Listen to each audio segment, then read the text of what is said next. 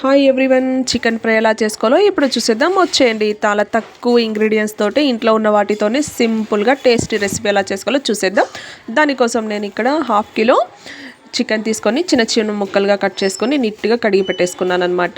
చూడండి, ముక్కలు అనేవి చిన్నగా ఉన్నప్పుడే టేస్ట్ అనేది బాగుంటుంది, తొందరగా మగ్గిపోతాయి, బాగుంటుంది అనమాట. మసాలా కూడా అంటుకుంటుంది. అలాగే ఒక కట్ చేసి పెట్టుకున్న పెద్ద ఆనియన్, ఒక 3 పచ్చిమిర్చి, టమోటా, కొద్దిగా టేస్ట్ కోసం కొంచెం కరివేపాకు వేసుకోవచ్చు, కొంచెం కొత్తిమీర అనమాట. First of all stove on చేసుకొని ఆయిల్ వేసేసుకోవాలన్నమాట. జస్ట్ 2 స్పూన్స్ ఆయిల్ చాలండి.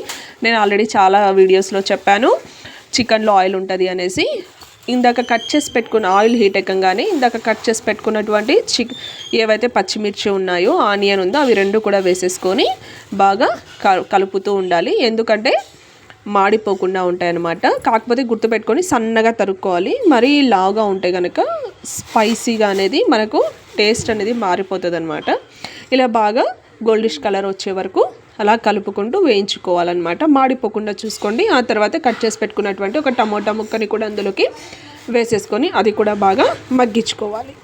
ఆ టమోటాలు కూడా బాగా మనము వేయించుకోవాలి. జస్ట్ ఒక 10 to 15 మినిట్సేనండి, ఎక్కువ టైం కూడా పట్టదు. మనం చేసుకోవడం కోసం ఫాస్ట్గా అయిపోతుంది. ఇది చూడొచ్చు, టమోటాస్ కూడా బాగా వేగిపోయాయి అన్నమాట. ఆ తర్వాత ఇందులోకి మనం ఇంట్లో ప్రిపేర్ చేసుకున్న జస్ట్ ఒక 1/2 టేబుల్ స్పూన్ వరకు అల్లం వెల్లుల్లి పేస్ట్, 2 మిక్స్ చేసి పెట్టుకున్న అల్లం వెల్లుల్లి పేస్ట్ అండి. మనం ఇంట్లో ప్రిపేర్ చేసుకునేదేనండి. 1 మంత్ అయినా కూడా ఏం ప్రాబ్లం రాదు, బాగుంటుంది అనమాట.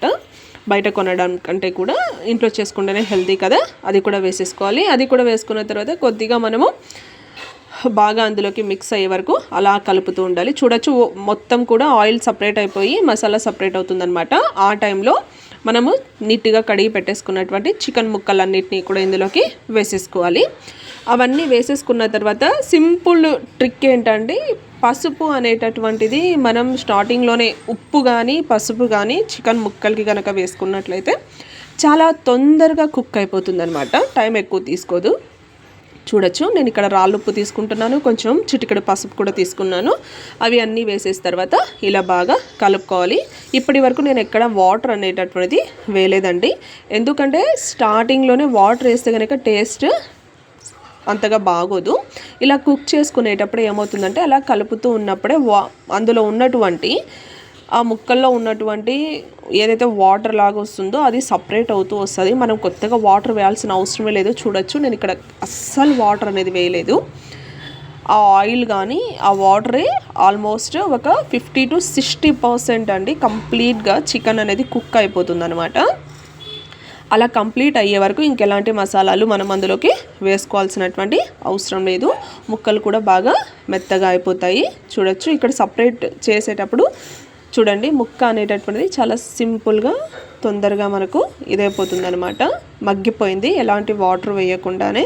ఒకవేళ ఎక్కడైనా మాడిపోతుంది అని అనిపించినప్పుడు జస్ట్ కొద్దిగా వాటర్ అలా చల్లుకుంటే సరిపోతుంది అనమాట. ఇప్పుడు ఫైనల్ టచ్ కోసం ఇంట్లో ప్రిపేర్ చేసుకున్నటువంటి ధనియాల పొడి కొద్దిగా అండి, ఆ టేస్ట్కి సరిపడా చిల్లీ పౌడర్ అనేది 1 స్పూన్ వరకు, లాస్ట్లో కొద్దిగా, ఇది ఆప్షన్ అండి, అవసరమైతే వేసుకోండి లేకపోతే లేదు.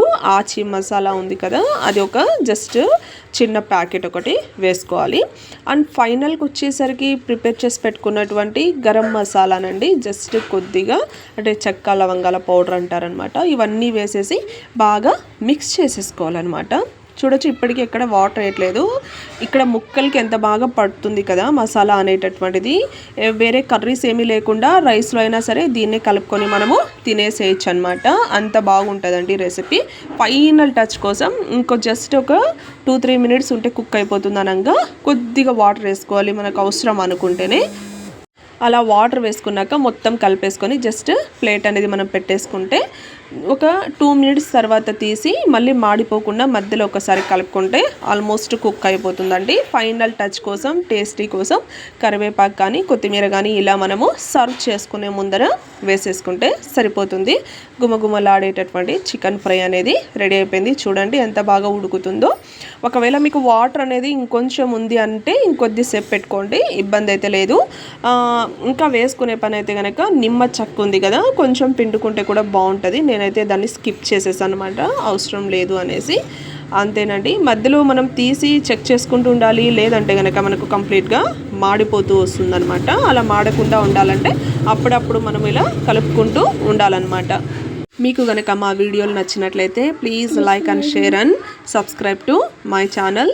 థ్యాంక్ యూ అండి, మీ సపోర్ట్ చాలా అవసరం. చూడండి ఇక్కడ ఫైనల్కి వచ్చేసరికి చికెన్ అనేది బాగా ఇలా గ్రేవీతో సహా